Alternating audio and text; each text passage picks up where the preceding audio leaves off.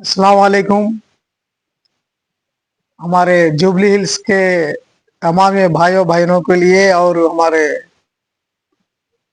ఆ, మన అన్ని టోటల్ ఏదైతే ఇప్పుడు ఇది అక్కడ ఎలక్షన్ ఉప ఎన్నిక ఏదైతే జరుగుతున్నటువంటి ఏదైతే ఉందో దాని గురించి కొన్ని విషయాలు మరియు మన కేసీఆర్ గారు ఎంతైతే మన రాష్ట్రానికి డెవలప్ చేశారో దాని గురించి ఇంకొకటి ఆ మన కేసీఆర్ గారి మొత్తం జీవిత చరిత్ర మన రాజకీయ ప్రయాణం జీవిత ప్రయాణం మరి మన తెలంగాణకి ఎంతైతే డెవలప్ చేశారో భారతదేశంలో ఒక రూపురేఖగా మనకు పరిచయం చేసినటువంటి మన తెలంగాణ రాష్ట్రానికి మన ప్రపంచ పటంలో కూడా ఈ తెలంగాణ రాష్ట్రానికి ఆ గుర్తింపు తెచ్చినటువంటి మన కేసీఆర్ గారు కేటీఆర్ గారు వాళ్ళ బృందం ఏదైతే ఎన్నైతే పనులు చేశారో ఉమ్మడి రాష్ట్రం ఉన్నప్పుడు ఎటువంటి మనము వెనుకబడిన ఒక ప్రాంతంగా ఒక రాష్ట్రం ఉండెనో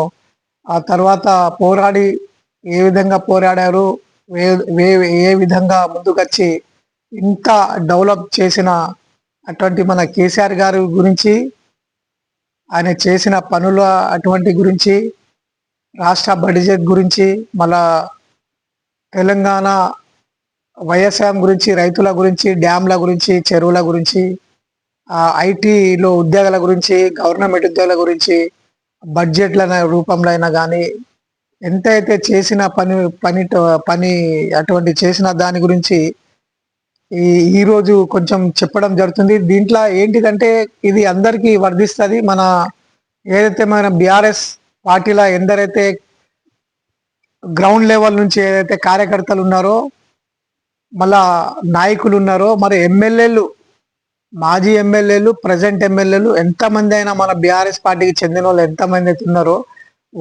అందరికి ఇది వర్ధిస్తుంది. మీరు ఇది ఖచ్చితంగా చూడాలి. దీనికి కొంచెం తెలిసినా తెలియకున్నా కూడా ఇలా అన్ని అన్ని ఒక ఎంతైతే చేసినటువంటి ఘనకార్యాలు మన కేసీఆర్ గారు ఘనతలు ఉన్నాయో ఇలాన్ని నేను చూపడం జరుగుతుంది. కనీసం ఇది గంటన్నర 2 గంటలు కూడా కావచ్చు. దీనికి ఓపికగా ఒక ½ అన్ అవర్ 20 నిమిషాలు లేదా గంట ఇట్లా చూసుకుంటా కూడా ఒక చూసి ఇలా ఎంతైతే తెలిసినటువంటి మాటలు ఉంటాయో మీరు కూడా ఇతరులకి అందరూ ఎమ్మెల్యేస్ కానీ నాయకులైనా కానీ ఎవరైనా కానీ మన బీఆర్ఎస్ నాయకులు ప్రతి మండల్లో 12 అంటే కనీసం 650 మండలాలు ఉన్నాయో ఆ 600 మండలాలకి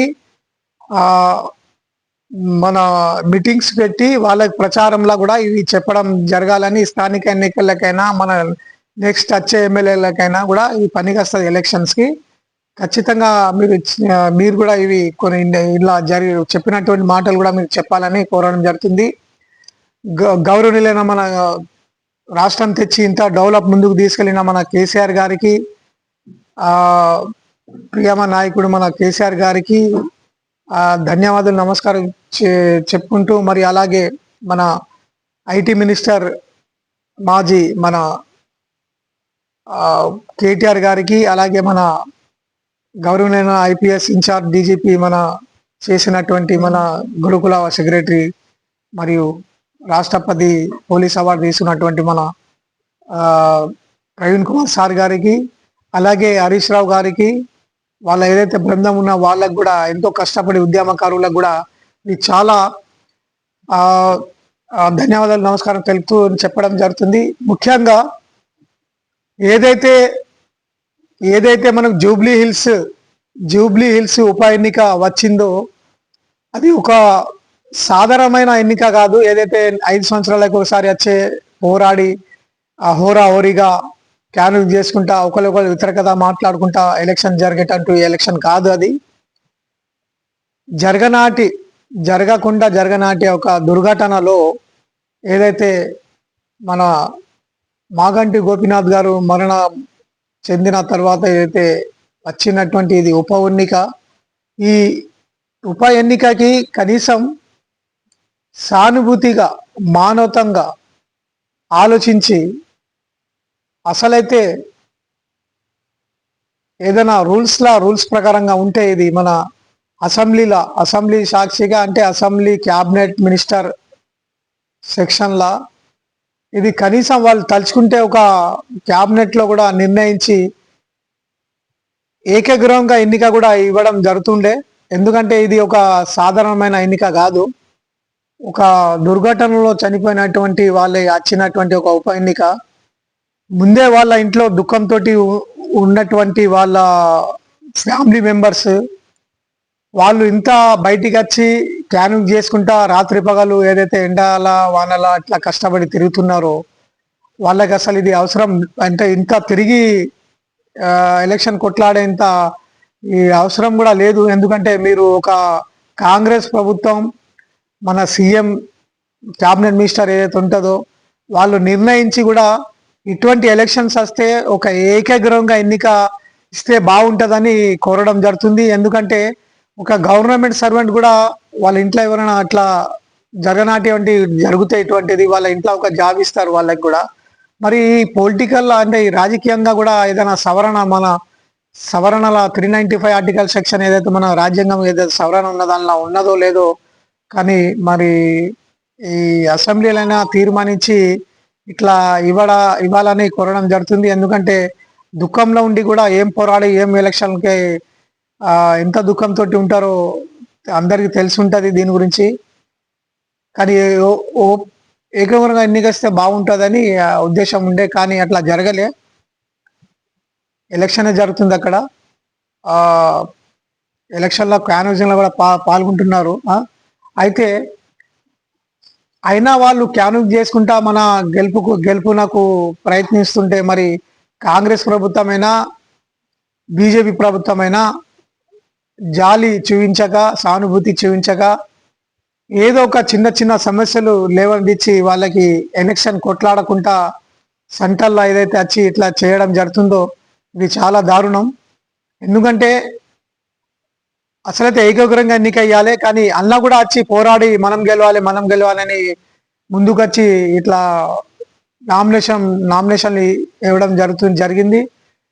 గత 3 సంవత్సరాల తర్వాత కూడా ఇట్లా ఎలక్షన్లు వచ్చి పోరాడచ్చు అప్పుడు, కానీ ఇప్పుడు మీరు అసలు నామినేషన్ ఇవ్వకపోతేనే బాగుండే, మీకు మీ పార్టీ వాళ్ళే ఎలాకి హెల్ప్ చేసి మళ్ళీ ఏకగ్రంగా ఎన్నికేస్తే ఇంకా బాగుండే అని ఈ కోరడం జరుగుతుంది.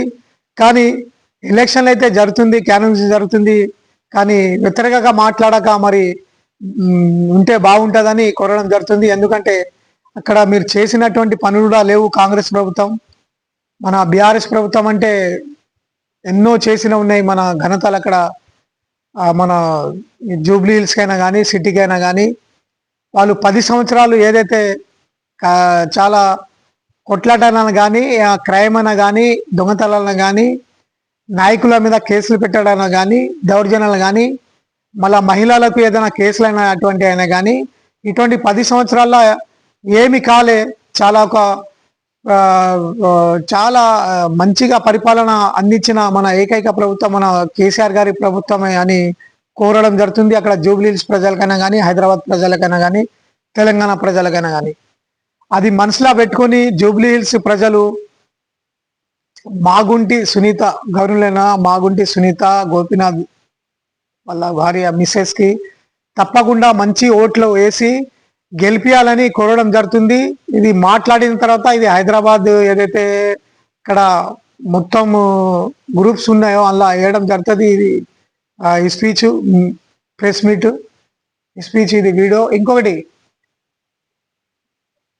ఆ జూబ్లీ హిల్స్ లో ఎంతైతే ఓటర్స్ లా ఉన్న సంఖ్య 3,98,982 ఓట్ల ఏదైతే ఉన్నారో అందులో 1,37,000 మైనార్టీస్ ఓట్లు ఉన్నాయి, 25 ట్రాన్స్జెండర్ ఓటర్స్ ఉన్నాయి, మళ్ళా 139 పోలింగ్ కేంద్రాలు ఉన్నాయి. ఆ పోలింగ్ కేంద్రాలలో 407 పోలింగ్ బూత్లు ఉంటాయి. ఆ 407 పోలింగ్ బూత్లలో ఒక్కొక్క పోలింగ్ బూత్ల ఎలక్షన్ కమిషనర్ ఏ విధంగా డివైడ్ చేసిన చాలా గ్రేట్. ఇప్పటి వరకు ఎక్కడ జరిగినటువంటి ఒక రూపురేఖ ఒకటి రూపురేఖగా ఒక మార్చిన కమిషనర్ ఎలక్షన్ గారికి కూడా ధన్యవాదాలు తెలుపుతూ చాలా ఈజీ జరిగేటటువంటి ఎలక్షన్ దానికి పకడ్బందీగా చేసినటువంటి ఆ ఎలక్షన్ కమిషనర్ గారికి కూడా ధన్యవాదాలు తెలుపుతూ ఇక్కడ కోరడం జరుగుతుంది. ఎందుకంటే 139 కేంద్రాలు, పోలింగ్ కేంద్రాలు, 407 పోలింగ్ బూత్లు, ఒక్క పోలింగ్ బూత్ల 980 ఓట్లు. 980 ఓట్లు అంటే అవి లెక్క పెడితే 3,98,000 చిల్లర్ల పోతే బరాబర్ కరెక్ట్ డివైడ్ చేసి. అటువంటి ఎక్కడ జరగాలి అటువంటి ఎలక్షన్ ఈ రోజు అక్కడ జూబ్లీ హిల్స్ జరుగుతుంది, చాలా మంచిది. కానీ ఆ జూబ్లీ హిల్స్ ప్రజలకి అక్కడ ఉన్న అటువంటి కార్యకర్తలు, మన బీఆర్ఎస్ కార్యకర్తలను కానీ వేరే కార్యకర్తలు కూడా తిరిగేటట్లు ఎవరైతే ఉన్నారో మన బీఆర్ఎస్ పార్టీకి ఓట్లు వేసి ప్రజలకు కోరడం జరుగుతుంది. ఒక్కొక్క పోలింగ్ బూత్ లో 980 ఓట్లు ఏవైతే ఉన్నాయో కనీసం అవి పోలింగ్ కౌంటింగ్ రోజు 14 నవంబర్ రోజు వెళ్ళేటప్పుడు 11 నవంబర్ రోజు ఏదైతే ఓట్లు వేస్తారో దయచేసి ఒక్కొక్క పోలింగ్ బూత్ లో 550 నుంచి 600 ఓట్లు 550 నుంచి 600 ఓట్లు ఒక్కొక్క పోలింగ్ బూత్ లో వెళ్ళాలని కోరడం జరుగుతుంది. ఆ మిగతా దాంట్లో ఏమో వాళ్ళు బీజేపీ అయినా కానీ కాంగ్రెస్ అయినా డివైడ్ కావాలని కోరడం జరుగుతుంది. అక్కడి ప్రజలకి కనీసం 600 ఓట్లైనా ఒక్కొక్క పోలింగ్ బూత్ లో ఉండాలి. అలా ఉంటే కనీసం మనం 35, 40, 50 వేల ఓట్లతోటి మెజారిటీతోటి గెలిపియాలని అక్కడ ప్రజలకి కోరడం జరుగుతుంది. ఎందుకంటే గత 23 ఏదైతే మనకు గత 23లో ఏదైతే ఎమ్మెల్యే ఎలక్షన్ జరిగిందో మన మాగంటి గోపీనాథ్ గారు అప్పుడు ఆయన గెలిచినటువంటి ఓట్లు ఎన్ని ఉన్నాయంటే 16,337 ఓట్లతోటి గెలుపొందారు. మరి ఈరోజు 3,98,982 ఓట్లు ఏవైతే ఉన్నాయో అందులో మీరు కనీసం 40 నుంచి 50,000 ఓట్ల మెజారిటీ తోటి గెలిపాలని కోరడం జరుగుతుంది. ఎందుకంటే ఒక బీఆర్ఎస్ పార్టీ మంచి పార్టీ, మనకు తెలంగాణ భారతదేశంలో ప్రపంచంలో ముందుకు తీసుకెళ్లిన భారత రాష్ట్రాలలో కూడా మనం ముందు ఉన్నాం డెవలపింగ్లో. మన డెవలపింగ్ చూసి ఇతర రాష్ట్రాల్లో కూడా దీనికి మోడల్గా తీసుకొని పనులు చేసుకుంటూ ఉంటున్నారు మన సీఎంలు అక్కడే చాలా మంది. అటువంటి ఒక మన కేసీఆర్ గారి ప్రభుత్వం ఏదైతే బీఆర్ఎస్ ఉండే అప్పట్లో అక్కడ చేసినట్టు సిటీకి కూడా చాలా మంచి పనులు చేశారు. 42 ఫ్లైఓవర్ బ్రిడ్జ్లు కట్టారు. మీ షేక్పేట్లో కూడా ఒక ఫ్లైఓవర్ బ్రిడ్జ్ కట్టడం జరిగింది. మీ జూబ్లీ హిల్స్ ఏరియాలో ఏదైతే వస్తుందో మళ్ళా డైలీ అక్కడ ఒక జూబ్లీ హిల్స్కి 20,000 లీటర్ల నీళ్లు కూడా నీళ్లు అందడం జరిగింది. అటువంటి ఎన్నో పనులు ఉన్నాయి. పేదోళ్ళకి కూడా షాదీ ముబారక్ అయినా కానీ, కళ్యాణ లక్ష్మి అయినా కానీ, అక్కడ హ్యాండిక్యాప్ పింఛన్ అయినా కానీ, ఆసరా పింఛన్ అయినా కానీ, ఏదైనా కానీ ఇటువంటి అందరికీ అందించడం జరిగింది. ఇంకొకటి 19-20లా ఏదైతే మనకు అప్పుడు ఏదైతే 2 సంవత్సరాలు ఏదైతే మనకు అప్పుడు కరోనా వచ్చిన అటువంటి సంవత్సరాలు ఏదైతే ఉండే 2019-20లో దేశం అల్లోల కాలంగా ఉండే రాష్ట్రాలు, దేశం, ప్రపంచం అటువంటి కాలంలో అటువంటి క్లిష్ట పరిస్థితుల కాలంలో కూడా మన కేసీఆర్ గారు ప్రతి రైతులకి రైతు బీమాగా రైతు బంధుగా ఇచ్చారు, కళ్యాణి లక్ష్మి ఇచ్చారు, రైతు భరోసా ఇచ్చారు, మళ్ళా షాదీ ముబారక్ అటువంటి ఇచ్చారు. మరి ఎన్నైతే ఆలయాల్లో మస్జిద్లో అయినా కానీ, ఆలయంలో కానీ, క్రిస్టియన్స్ అయినా కానీ ఎవరికైనా అన్ని యాజ్ ఇట్ ఈస్ ఏ రకంగా ఇవ్వడం జరుగుతూ ఉండెనో 16, 17, 18లా అలాగే 19-20లో కూడా ఇవ్వడం జరిగింది. ఈ కరోనా ఉన్నది, బడ్జెట్ లేదు, ఎంత బడ్జెట్ తక్కువ అయినా కూడా వీళ్ళకి ఇవ్వడం జరిగింది, ఆపలే అప్పుడు.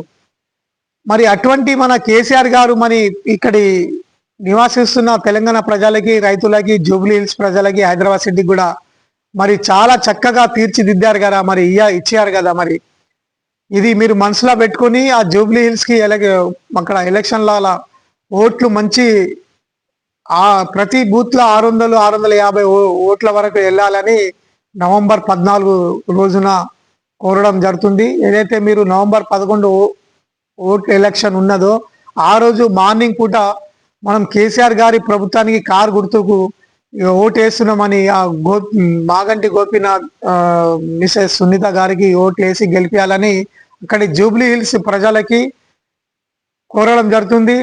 ఎందుకంటే ఆయన కూడా గతంలో 2 సార్లు ఎమ్మెల్యే అయ్యారు. ఇప్పుడు 3వ ఎమ్మెల్యే అయినా దుర్ఘటన జరిగేటువంటి దాంట్లో చనిపోవడం జరిగింది.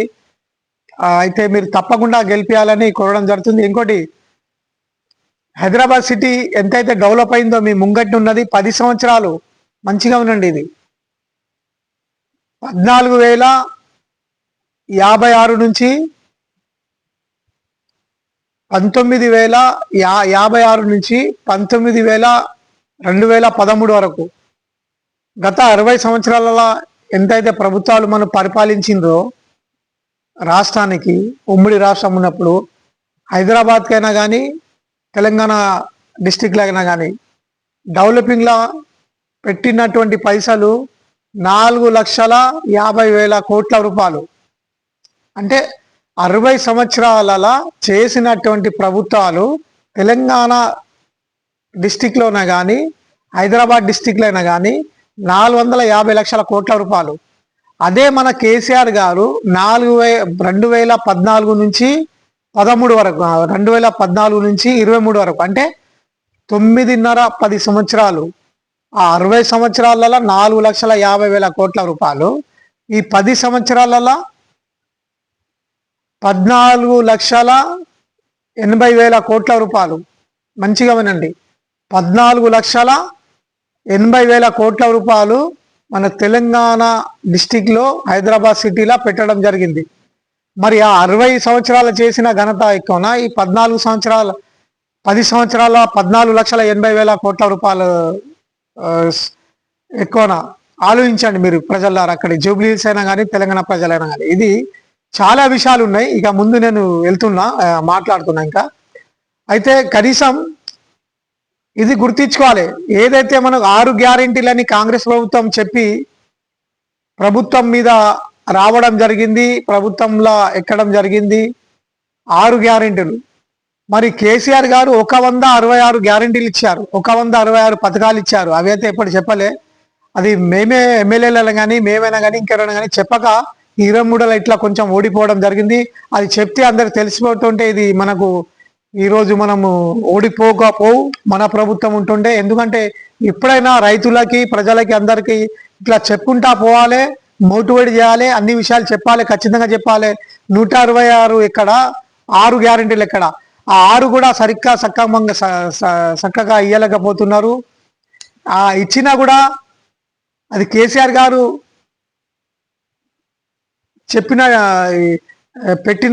చెప్పినట్టు వంటి పథకాలు అవి. ఆ పథకాలు కూడా రచించిన ఈ వ్యక్తి మన కేసీఆర్ గారే. ఆ పథకాలు అడగక ముందు ధర్నాలు చేయాలి, గవర్నమెంట్ ఆఫీస్కి ఆలబెట్టాలి, స్ట్రైక్లు చేయాలి, బస్సులు ఆపాలి, ట్రైన్లు ఆపాలి. రైతులు కానీ ప్రజలు కానీ ఏం అడగలే. అవి అడగక ముందే ఇవి అన్ని ఇచ్చినటువంటి భారతదేశ రాష్ట్రాలలో ఈ ఏకైక రాష్ట్రం మన తెలంగాణ రాష్ట్రమే. కాబట్టి దీనికి కట్టుబడి ఉండి ఈ బీఆర్ఎస్ పార్టీకి మర్చిపోకుండా కారు గుర్తుకి ఎన్ని స్థానిక ఎన్నికలైనా కానీ అక్కడ జూబ్లీ హిల్స్ అయినా కానీ 28 2023లో 2028లో కూడా ఏదైతే ఎలక్షన్స్ వస్తాలో అప్పుడు కూడా మన బీఆర్ఎస్ పార్టీకి కారు గుర్తుకి ఓట్లేసి గెలిపించి మళ్ళా కేసీఆర్ గారికి సీఎంగా చేస్తే మళ్ళా దీనికన్నా రెట్టింపు డెవలప్ అవుతుందని రాష్ట్ర ప్రజలకి, మన బీఆర్ఎస్ నాయకులకి, ఎమ్మెల్యేలకి, మాజీ ఎమ్మెల్యే, ప్రెసిడెంట్ ఎమ్మెల్యే కోరడం జరుగుతుంది. దీంట్లో కష్టపడి మన కేసీఆర్ గారు ఎంతైతే మనకు పథకాలు ఇచ్చారో, మన బడ్జెట్ పెంచడం జరిగిందో, డెవలప్ చేసడం జరిగిందో, రైతులకి కానీ, వ్యవసాయంలో కానీ, ఉద్యోగాలను కానీ, డాక్టర్స్లైనా కానీ, ఇంజనీర్స్లో కానీ, కలెక్టర్ ఆఫీసులో కానీ, దేనికైనా ఎంతైతే చేసిందో ఇక ముందు నేను చెప్తూనే ఉంటా. కానీ ఇవి అన్నీ మేము ప్రజలలో కూడా తీసుకెళ్లాలని కోరడం జరుగుతుంది. ఎందుకంటే నాట్ ఏ జోక్, ఇది కనీసం గంటన్నర అయినా కావచ్చు, 2 గంటలైనా కావచ్చు, చాలా పెద్ద ఒక స్పీచ్. ఈ స్పీచ్లను మొత్తం తెలంగాణ మీ చేతిలో పెడతాను. మీరు ఖచ్చితంగా టైం ఉన్నప్పుడు ఒక అర్ధగంట, గంట ఇట్లా ఎన్నుకుంటా మీరు కూడా ప్రతి పల్లెల హెడ్ క్వార్టర్ల మీటింగ్లు పెట్టి కూడా ఈ ప్రజలకు చెప్పాలని కోరడం జరుగుతుంది. ఖచ్చితంగా మనకు ఆమె ఎట్లయినా గెలుస్తారని కోరడం జరుగుతుంది. అక్కడ ప్రజలకి రిక్వెస్ట్ చేస్తున్నాం. జూబ్లీహిల్స్ ప్రజలకి ఖచ్చితంగా ప్రతి బూత్ లో 650 ఓట్లు వెళ్ళాలని కోరడం జరుగుతుంది.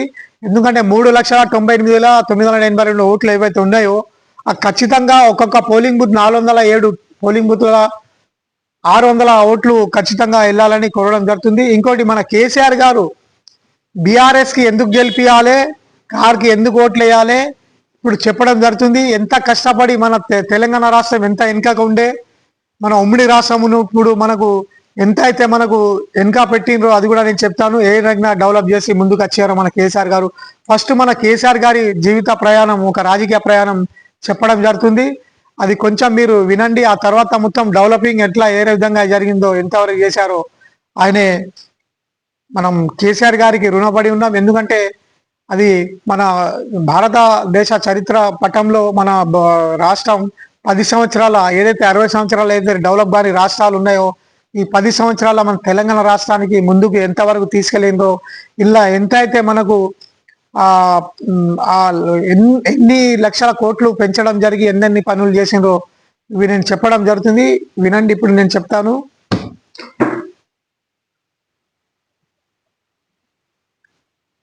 వినండి మన తెలంగాణ ప్రజలారా. ఏదైతే మనకు కేసీఆర్ గారు పోరాడి మనకు తెలంగాణ తెచ్చిన ఒక వ్యక్తి జీవిత ప్రయాణం, రాజకీయ ప్రయాణం చెప్తాను వినండి. చిన్నప్పటి నుంచి ఆయన పెద్ద వాళ్ళ ఇంటికి పెద్ద కాంగ్రెస్ నాయకులు రాకపోలు జరుగుతుండే. ఆయన 1954 ఫిబ్రవరి 17 రోజున మెదక్ జిల్లా చింతమడుగు గ్రామంలో రాఘవరావు వెంకటమ్మ గారికి జన్మించారు మన కేసీఆర్ గారు 1954 ఫిబ్రవరి 17 రోజున. ఆ తర్వాత మన కేసీఆర్ గారి పెళ్ళి ఎప్పుడైందైతే 1969లో పెళ్లి అవ్వడం జరిగింది మన శోభమ్మ గారితోటి. మరి ఆయన ఇంటర్ అయినా కానీ పొలిటికల్ ఎంఏగా చేశారు. ఆ టైంలో మన సంజయ్ గాంధీ ఏదైతే మన అప్పుడు కాంగ్రెస్ ఉండే భారతదేశంలో ఏ పార్టీలు లేకుండే, సంజయ్ గాంధీ అభిమానంతో ఆయన కాంగ్రెస్ లా యూత్ ప్రెసిడెంట్ గా సిద్దిపేటకి ఉండే. ఆ రోజు ఆయన ఢిల్లీ కూడా వెళ్ళడం జరుగుతుండే సంజయ్ గాంధీ దగ్గర, ఆయనతోటి కూడా అక్కడ తిరుగుతుండే. ఆ మేధావి అప్పటి నుంచి అతను అంత చిన్న వయసులో ఢిల్లీలో కూడా వెళ్ళి అక్కడ సంజయ్ గాంధీ అప్పట్లో ఇందిరాగాంధీ వాళ్ళ కొడుకు సంజయ్ గాంధీ, అంటే అటువంటి ఒక సంజయ్ గాంధీ తోటి కూడా తిరిగిన ఒక వ్యక్తి మన కేసీఆర్ గారు. మన యూత్ ప్రెసిడెంట్ కూడా సిద్దిపేటలో ఉండే కాంగ్రెస్ లో. మరి ఆ తర్వాత 1976 జూలై 24 రోజున మన కేటీఆర్ గారు జన్మించడం జరిగింది. ఆ తర్వాత 1978 మార్చి 13 రోజున 1978 మార్చి 13 రోజున మన కల్వకుంట్ల కవిత మేడం గారు జన్మించారు. ఆ తర్వాత ఇలాగే పొలిటికల్ ఇలాగే చదవడం నడవంగా మళ్ళా వాళ్ళ ఇంటికి కూడా రాఘవరావు గారు ఎవరైతే వాళ్ళ తండ్రి ఉండనో వాళ్ళ ఇంటికి కూడా వాళ్ళు కూడా ఒక పొలిటికల్ లీడరే. వాళ్ళ ఇంటికి కూడా పెద్ద రాష్ట్ర నాయకులు కూడా రావడం జరుగుతుండే. ఆంధ్రప్రదేశ్ ఉమ్మడి రాష్ట్రం ఉన్నప్పుడు కాంగ్రెస్ చెందిన పెద్ద నాయకులు రావడం జరుగుతుండే. వాళ్ళ మంచి చెడులు కూడా మన ఈ కేసీఆర్ గారి అప్పుడు చిన్నతనంలో 14-16 సంవత్సరాలలో నుంచే వాళ్ళు చూడడం జరిగింది. పెద్ద పొలిటికల్ గా పెద్ద నాయకులకి వాళ్ళ చేతిలోనే తిరగడం జరిగింది మన కేసీఆర్ గారు. అప్పటి నుంచి అవగాహన ఉన్న ఒక వ్యక్తి మన కేసీఆర్ గారు. అప్పటి నుంచే ఢిల్లీ కూడా సంజయ్ గాంధీ వాళ్ళతో కూడా డీలింగ్స్ దోస్తానా తిరగడం జరుగుతుండే. అటువంటి మన కేసీఆర్ గారు చిన్నతనం కనీసం ఆ 55 సంవత్సరాల ప్రయాణం ఉన్నది అనేది, 60 సంవత్సరాల దగ్గర రాజకీయం. అయితే అప్పుడు మనకు సంజయ్ గాంధీ గారు అప్పుడు చనిపోవడం జరిగింది అప్పట్లో. ఆ తర్వాత ఇటు ఎన్టీ రామారావు ఏదైతే 1983లో ఏదైతే మనకు టీడీపీ పార్టీ పెట్టడం జరిగిందో, మరి అప్పుడు ఆయన చనిపోవడము, సంజయ్ గాంధీ ఇటు పార్టీ పెట్టడం తోటి మనకు అప్పుడు కేసీఆర్ గారు కూడా కొంచెం ఎన్టీ రామారావుకి అభిమానం ఉండే. ఆయనే ఎన్టీ రామారావుకి టికెట్ అడిగితే 83లో ఆయనకి టీడీపీ టికెట్ ఇవ్వడం జరిగింది. టీడీపీ టికెట్ తోటి ఆయన ఎమ్మెల్యేగా నిలబడడం జరిగింది మన కేసీఆర్ గారు. అప్పుడు ఆనంతాల మదన్ మోహన్ ఏదైతే కాంగ్రెస్ ఎమ్మెల్యే ఉండనో ఆనంతాల మదన్ మోహన్ మీద పోరాటం జరిగింది. అప్పుడు ఎమ్మెల్యే ఎలక్షన్ అయ్యేటప్పుడు మనకు కేసీఆర్ గారు మొట్టమొదటిసారిగా ఎమ్మెల్యేగానే నిలబడ్డారు. ఆ మొట్టమొదటిసారిగా జీవితంలో ఒకటేసారి ఓడిపోయారు. ఎట్లా? ఎమ్మెల్యేగా ఎన్ని ఓట్లతోటి ఓడిపోయారు అంటే 887 ఓట్లతోటి ఓడిపోవడం జరిగింది. 887 ఓట్లతోటి. మళ్ళా 83 ఎలక్షన్ తర్వాత 87లో ఎలక్షన్ వచ్చింది రెండోసారి. ఆ ఎలక్షన్లో మళ్ళా కేసీఆర్ గారే టీడీపీ తరఫు నుంచి నిలబడి అప్పుడు ఏకంగా మదన్ మోహన్ రెడ్డి పైన గెలవడం జరిగింది. ఎన్ని ఓట్లతోటి? 16,156 ఓట్లతోటి గెలుపొందడం జరిగింది. 16,156 ఓట్లతోటి గెలుపొందారు. అప్పుడు ఆయనకి మనకు రవాణా శాఖ మంత్రిగా ఇవ్వడం జరిగింది. ఆ తర్వాత మళ్ళా మధ్యంతర ఎన్నికలు కూడా వచ్చినాయి. 1989లో కూడా ఎలక్షన్స్ వచ్చినాయి. అప్పుడు కూడా మన కేసీఆర్ గారు ఇదే అనంత మదన్ మోహన్ ఏదైతే ఫస్ట్ ఆయన ఓడిపోయారో ఆయన నిలబడ్డారు 1989లో. నిలబడితే అప్పుడు మన కేసీఆర్ గారు ఎన్ని ఓట్లతో గెలిచారంటే 13,816 ఓట్లతో గెలుపొందారు 1989లో కూడా. ఆ తర్వాత ఇలాగే జరుగుంటా మళ్ళా కూడా రవాణా శాఖ మంత్రి ఇచ్చారు మన కేసీఆర్ గారికి. ఆ తర్వాత 1994లో ఏదైతే ఎలక్షన్ వచ్చినాయో అప్పుడు కూడా గెలవడం జరిగింది.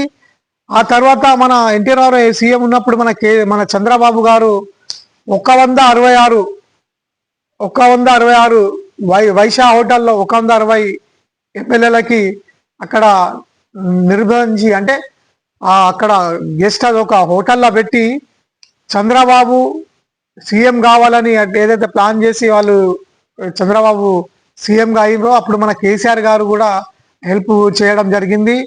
చాలా ముఖ్య పాత్ర పోషించారు. మంచిగా సీఎం అయ్యేటట్టు చేశారు. మరి చంద్రబాబు అప్పుడు సీఎంగా అయ్యిండ్రు. అయిన తర్వాత మన కేసీఆర్ గారికి కూడా మళ్ళా డిప్యూటీ స్పీకర్ మినిస్టర్ గా ఇవ్వడం జరిగింది. అప్పుడు మళ్ళా 3 డిస్టిక్లు ఇన్ఛార్జ్ గా ఇవ్వడం జరిగింది మనకు. ఆదిలాబాద్, నిజామాబాద్, మెదక్ ఎలక్షన్స్ కి. ఏ ఎలక్షన్స్ కి? 1999 ఎలక్షన్స్ కి ఇన్ఛార్జ్ ఇవ్వడం జరిగింది. తెలంగాణలో తిరిగి క్యానజింగ్ చేసి ఇంప్రూవ్మెంట్ డెవలప్మెంట్ చేయాలని అప్పుడు ఇవ్వడం జరిగింది. మళ్ళా ఈ 3 డిస్ట్రిక్ట్లు తిరుగుకుంటా కూడా ప్రజలకి తెలంగాణ మీద అవగాహన పెంచుకుంటూ మరి ఏదైతే వరంగల్, ఖమ్మం డిస్టిక్లో రైతులు పొలాలు ఎండిపోతుంటే పంటలు కాకుండా ఎండిపోతుంటే అక్కడ ఆత్మహత్యలు చేసుకుంటుంటే చాలా మంది బోర్ల నీళ్లు రాకుండా పొలాల నీళ్లు రాకుండా అన్ని పంటలు ఫెయిల్ అవుతుండే.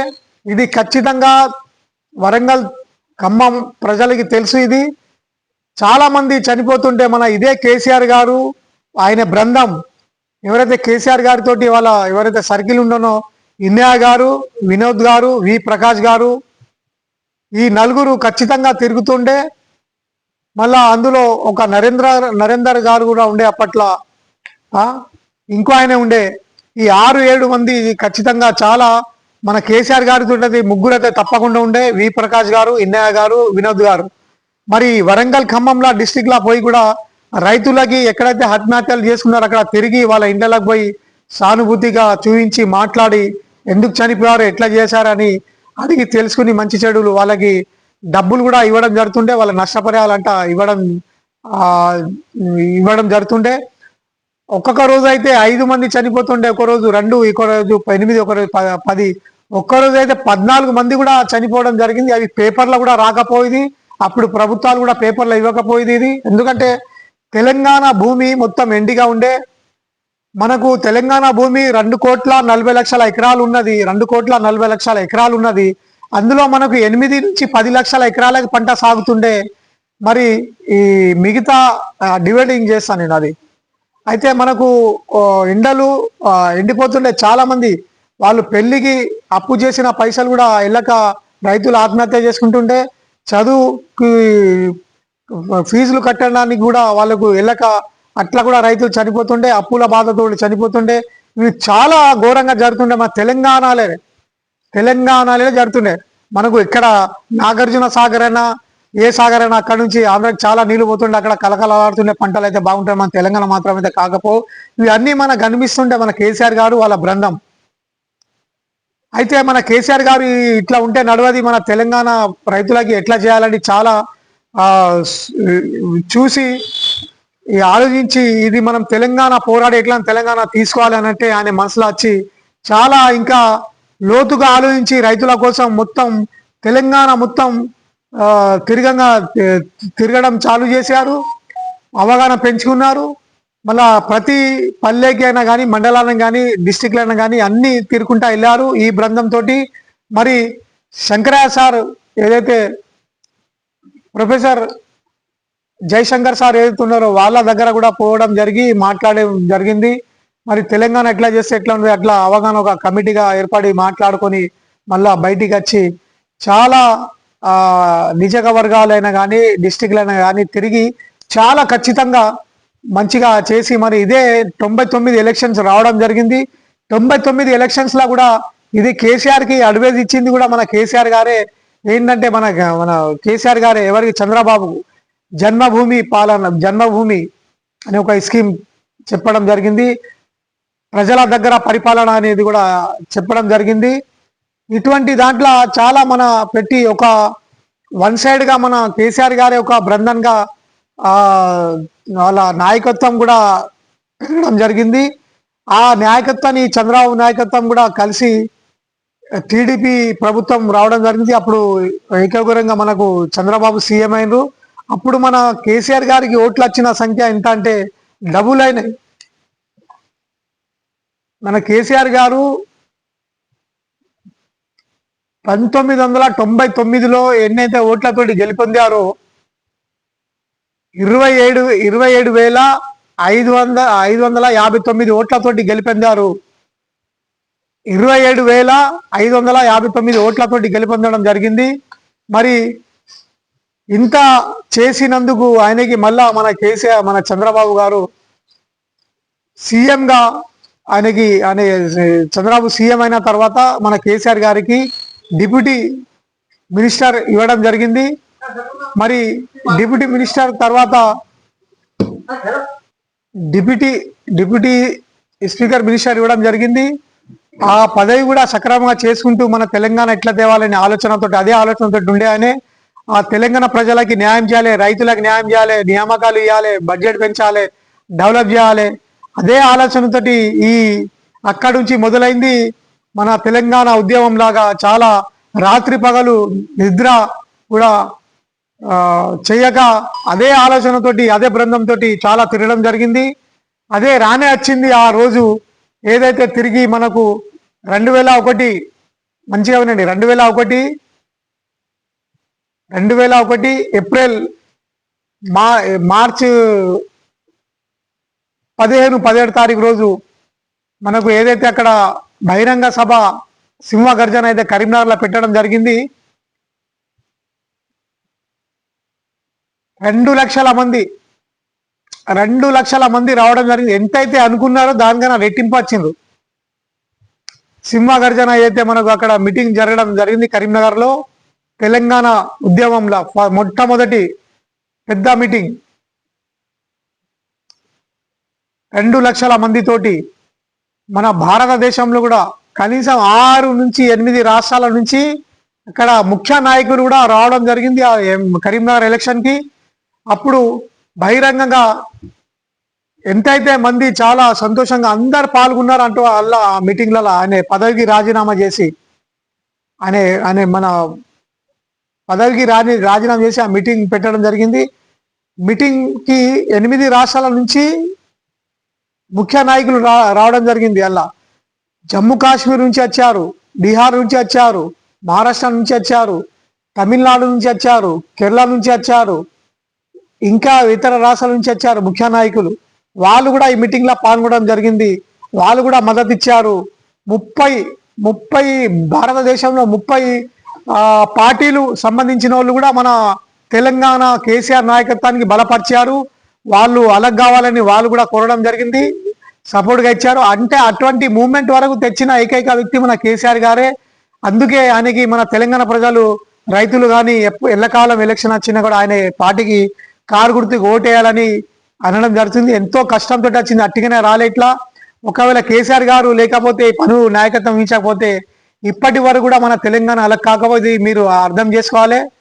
రాష్ట్ర ప్రజలు, రాష్ట్ర రైతులు, అందరూ రాజకీయ నాయకులు కూడా ఈరోజు సుఖ సంతోషాలతోటి ఏదైతే రాజకీయం చేస్తున్నారో కాంగ్రెస్ అయినా బీజేపీ అయినా, ఇది మన కేసీఆర్ గారు తెచ్చినందుకే ఈరోజు మన కాంగ్రెస్ ప్రభుత్వం ఎక్కడం జరిగింది. లేకపోతే ఈ కళ కూడా నెరవేరకపోవు.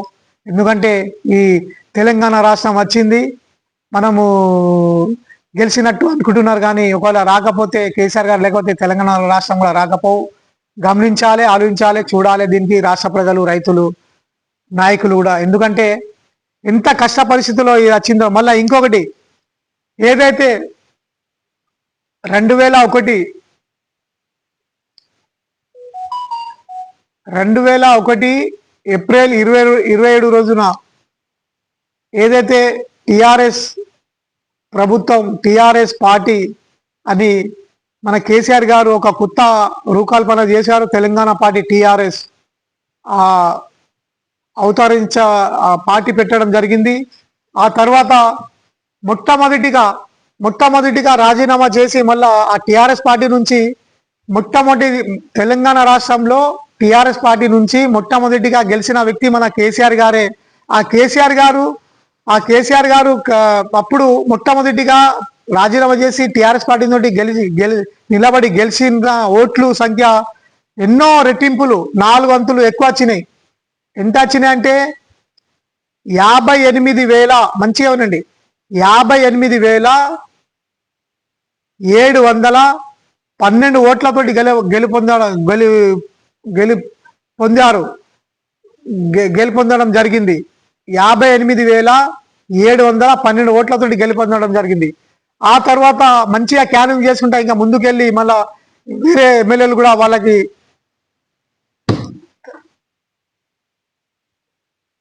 ఏదైతే 2001లో పి శ్రీనివాస్ పైన 58,712 ఓట్లతోటి గెలిపొందారు.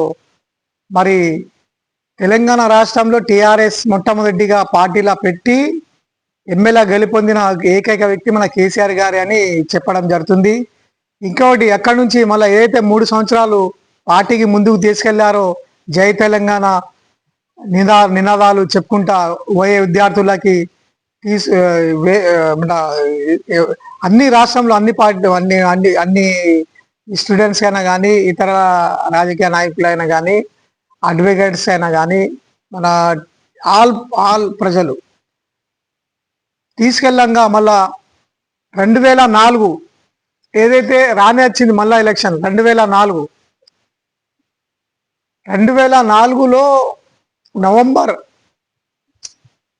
అంటే 2004లో టిఆర్ఎస్ పార్టీ తోటి మన టీడీపీ ప్రభుత్వం పైన కాంగ్రెస్ ప్రభుత్వం తోటి సోనియా గాంధీ తోటి మాట్లాడి గెలుస్తారని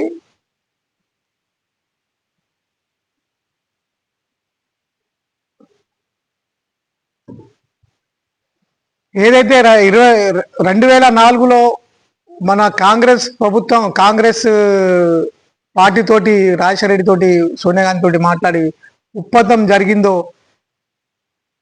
కాంగ్రెస్ ప్రభుత్వం వస్తే తెలంగాణకి అలగిస్తారని ఏదైతే మనకు మాట ఇచ్చారో సెంటర్లో, ఆ విధంగా మన కేసీఆర్ గారు తన పార్టీ టిఆర్ఎస్కి చెందిన వాళ్ళు అందరూ ఆ కాంగ్రెస్ పొత్తుతోటి ఆ నిలబడడం జరిగింది, పోరాడడం జరిగింది. పోరాడిన తర్వాత 2024లో 26 ఎమ్మెల్యేలు 5 ఎంపీలు 26 ఎమ్మెల్యేలు 5 ఎంపీలు గెలవడం జరిగింది టిఆర్ఎస్కి చెందిన వాళ్ళు. అయితే అప్పుడు ప్రభుత్వం వచ్చిన తర్వాత మన కాంగ్రెస్ ప్రభుత్వం మన చెప్పినటువంటి మన కేసీఆర్ గారు చెప్పినటువంటి పథకాల పైన అయినా కానీ, తెలంగాణ అలగ్ కావాలని పైన అయినా కానీ అసెంబ్లీలో మాట్లాడితే చిన్న చూపు చూశారు కాంగ్రెస్ ప్రభుత్వం. బడ్జెట్ ఇవ్వడం కానీ, తెలంగాణ ఇవ్వడం కానీ చిన్న చూపుతోటి పని చేయకపోవడం జరిగింది. చాలా దృష్ట భాషలాడి మరి ఇవ్వలేకపోయారు. చాలా కించపరిచి కూడా మాటలు కూడా మాట్లాడడం జరిగింది అప్పుడు అసెంబ్లీలో. అది మన మనసులో పెట్టుకొని మన తెలంగాణ నాయకత్వం ఇస్తున్న మన కేసీఆర్ గారు, హరీష్ రావు గారు, కేటీఆర్ గారు, ఎందరో ఇంకా చాలా మంది ఇట్లా అది చూసిన తర్వాత మరి ఇట్లా కాదని ఒక మీటింగ్లో ఒక మీటింగ్లో కూడా మన కేసీఆర్ గారు ఏం చెప్పారంటే తెలంగాణ అచ్చుడో నేను సచ్చుడో అన్నట్టు కూడా ఒక నినాదం చెప్పడం జరిగింది. ఆ తర్వాత అది నిజం చేసేటందుకు పోరాడేందుకు 2004లో నవంబర్ 29 రోజున ఏదైతే దీక్షా దివాస్గా ఏదైతే ప్రకటించడం జరిగిందో, ఆ దీక్షా దివాస్ కోసం ఆమరణ నిరాహార దీక్ష కోసం ఏదైతే బయలుదేరారో సిద్దిపేట నుంచి అలంగూరు, ఏదైతే కరీంనగర్ దగ్గర అలంగూరు ఏదైతే ఉన్నదో రాంగా సిద్దిపేట దాటిన తర్వాత అలంగూరు కాడ మంచిగా ఉందండి దీక్షా దివాస్. ఇది దీక్షా దివాస్ అంటే ఏంటిది, ఏ రకంగా జరిగింది అనేది దాని గురించి చెప్తాను. ఇంట్లో ఉన్నది అది దీక్షా దివాస్. 24 నవంబర్ 29 రోజున ఏదైతే సిద్దిపేట నుంచి అక్కడ party office, TRS party office నుంచి బయలుదేరినప్పుడు అల్గానూరు ఏదైతే ఉన్నదో కరీంనగర్ దగ్గర అల్గానూరు కాడ జయశంకర్ గారు కూడా ఉండే, కోదండరామరెడ్డి కూడా ఉండే, అలా చాలా మంది ఉండే ఆయనతోటి. అయితే అక్కడ పోలీసు గేరా వేసుకొని బండికి ఆపి అరెస్ట్ చేసి అటు వరంగల్ రూట్ మార్చిండు. కరీంనగర్ వచ్చేదానికి వరంగల్ రూట్ మార్చడం జరిగింది. వరంగల్కి తీసుకెళ్లడం తోటి అక్కడ తీసుకెళ్లడం జరిగింది. వరంగల్లో మన జయశంకర్ గారికి దింపడం జరిగింది. అక్కడ నుంచి ఖమ్మంకి మన కేసీఆర్ గారికి తీసుకెళ్లడం జరిగింది. ఆ ఖమ్మం జైల్లో ఒక రోజు పెట్టడం జరిగింది మన కేసీఆర్ గారికి. అయితే ఆ రోజు అక్కడ ఎటువంటి పరిమాణంలో అయితే ఎట్లా జరుగుతాయి, ఏమవుతుందని ఆయన కేసీఆర్ గారు అవి మొత్తం ఆలోచించి ఇది చాలా ఇట్లా కనబడుతుందని ఊహించి తెలుసుకొని అక్కడ ఆసుపత్రికి పోవడం జరిగింది ఖమ్మంలో. అక్కడ నుంచి నేను ఇక్కడ ఉండను, మాకు హైదరాబాద్ తీసుకెళ్ళాలని అంటే అక్కడ నుంచి హైదరాబాద్ కూడా తీసుకెళ్లడం జరిగింది. హైదరాబాద్లో అయితే మనకి ట్రీట్మెంట్ జరగంగా చాలా అల్లకొలంగా చాలా ఉద్యమం జరిగినాయి. ఆ తర్వాత అదే రోజు దీక్షా దివాస్ రోజు ఏమేమి జరిగినాయంటే ఆ రోజున మనకు హరీష్ రావు గారు కూడా పెట్రోల్ వేసుకోవడం జరిగింది. మరి హైదరాబాద్ సిటీలో మొట్టమొదటిగా తెలంగాణలో ఆత్మహత్య చేసుకున్నా అంటే తెలంగాణ కోసం మన శ్రీకాంతాచారి.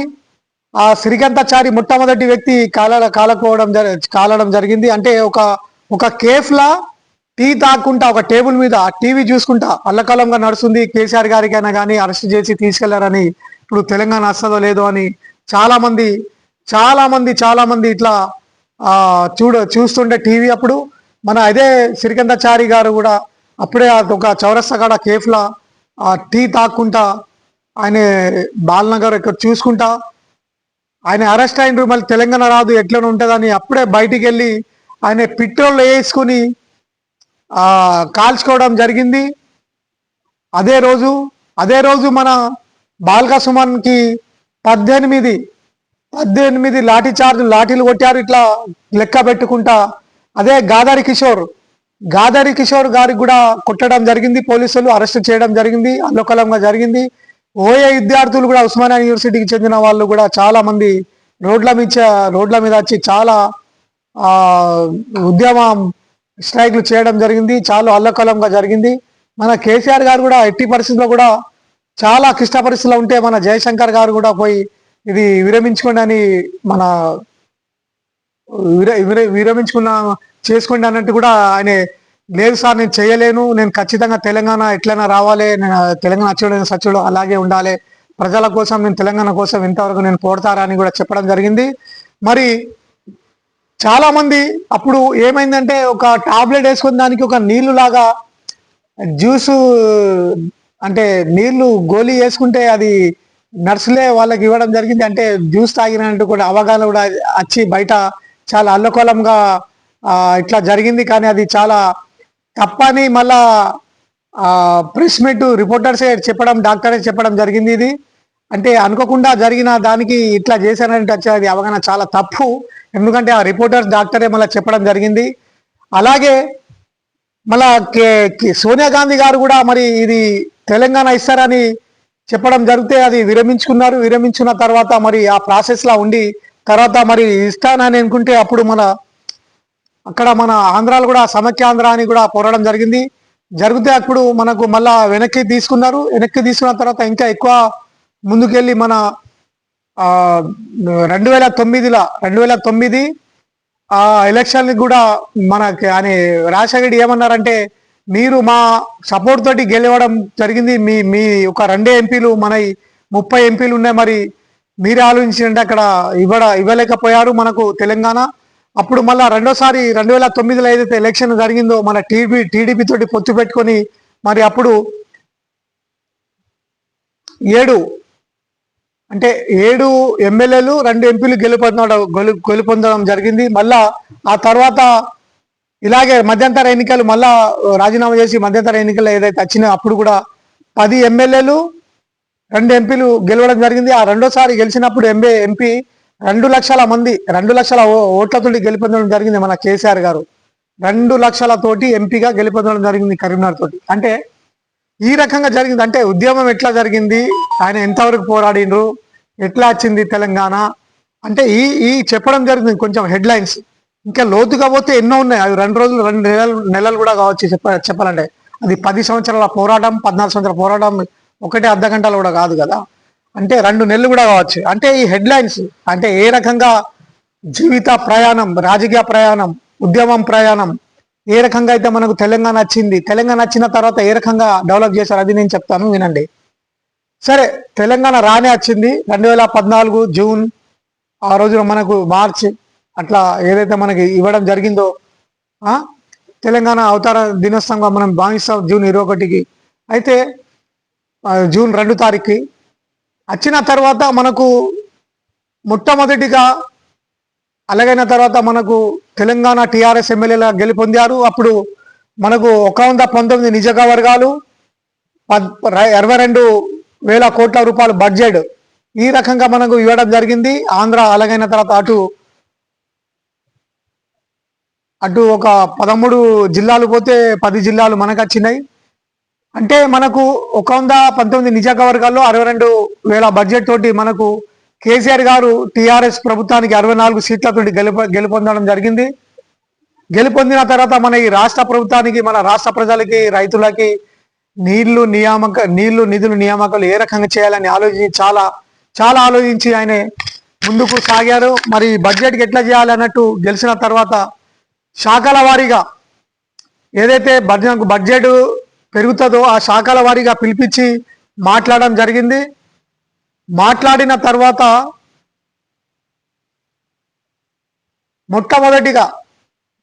మొట్టమొదటిగా సంవత్సరం ఆ శాఖలకు చెప్పిన ఎక్కడి నుంచి ఎంత వస్తుంది బడ్జెట్, ఏ రకంగా వస్తుంది, ఎట్లా పెంచడం, ఈ మొత్తం అవగాహన మాట్లాడి చేసి వాళ్ళకి ఆదేశాలు ఇవ్వడం జరిగింది.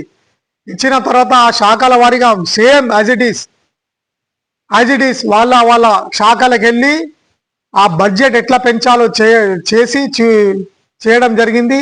తీరా చూస్తే సంవత్సరానికి చూస్తే 40,536 36,000 కోట్ల రూపాయలు రావడం జరిగింది. అంటే ఈ 62 కోట్ల రూపాయలు, ఈ 40,000 కోట్ల రూపాయలు అంటే 1,00,000 కోట్లకి చేరింది.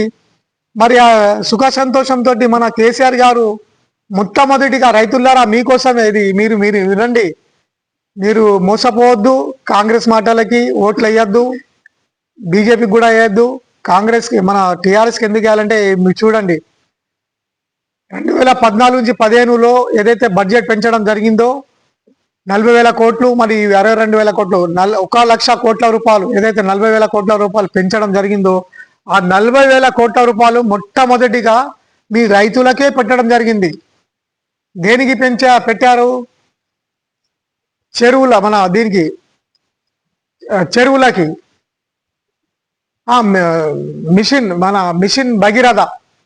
మిషన్ భగీరథ అంటే మన నిధులు నియామకాలు నీళ్లు ఇవ్వడం. అంటే మన రాష్ట్రంలో ఎన్ని అయితే గ్రామాలు ఉన్నాయి, ఎన్ని అయితే మున్సిపాలిటీలు ఉన్నాయి, ప్రతి ఇంటికి 58 లక్షల ఇళ్లకి కుటుంబాలకి నీళ్లు ఇవ్వడం జరిగింది మొట్టమొదటిసారిగా. 1,25,000 కిలోమీటర్స్ 1,25,000 కిలోమీటర్స్ పైపులు వేసి నీళ్లు ఇవ్వడం జరిగింది ప్రతి ఇంటికి నీళ్లు. అంటే 58 లక్షల కుటుంబాలకి ఎంత 37,000 కోట్ల రూపాయలు ఖర్చు చేయడం జరిగింది ఈ మిషన్ భగీరథకి. రాష్ట్రంలో భారతదేశంలో మొట్టమొదటిగా పెద్ద స్కీమ్ ఎవరికి ఇవ్వనేంత ఇక్కడ ఇవ్వడం జరిగింది మన కేసీఆర్ గారు. ఇది గమనించాలి. అంటే ఇట్లా మాటలలో అట్టిగా ఇట్లనే ఇచ్చుకుంటా అంటే మీరు అడగక ముందే ఇచ్చారు కదా, దాన్ని అందుకే తెలియలేకపోతుంది. అది 37,000 కోట్లతోటి 58 లక్షల కుటుంబాలకి 1,25,000 కిలోమీటర్స్ పైప్ లైన్ ద్వారా వేసి వాళ్ళకి నీళ్ళు ఇవ్వడం జరిగింది. మరి రెండో సంవత్సరం కూడా 15 నుంచి 16 సంవత్సరానికి 18,000 కోట్లు అంటే 15 నుంచి 17,000 కోట్ల రూపాయలు పెంచడం జరిగింది. ఆ డబ్బులు కూడా మీ రైతులకే పెట్టడం జరిగింది. అంటే మిషన్ కాకతీయ ఒక స్కీమ్. మిషన్ కాకతీయ అంటే చెరువులు కుంటలు. మన తెలంగాణ రాష్ట్రంలో 22,000 నుంచి 27,000 కోట్ల రూపాయలు చెరువులు కుంటలకి పెట్టడం జరిగింది. ఆ చెరువులు కుంటలు అంటే 46,536 చెరువులు కుంటలు మరమ్మతులు చేసి రైతులకి అందించడం జరిగింది నీళ్ళ కోసం, వాళ్ళ వ్యవసాయం కోసం. అందులో 28,000 చెరువులకి స్పెషల్లీ రీఛార్జ్ చేయడం జరిగింది. రీఛార్జ్ అంటే కొత్త భూమి తీసి పాత భూమి మొత్తం తీసి ఎత్తేయడం జరుగుతుంది, కట్టకి ఇంప్రూవ్మెంట్ హైట్ చేయడం జరుగుతుంది.